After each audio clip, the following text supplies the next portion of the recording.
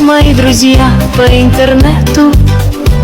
Надеюсь, у вас спорятся дела. И хоть мы все разбросаны по свету, в семью инетовскую нас судьба свела.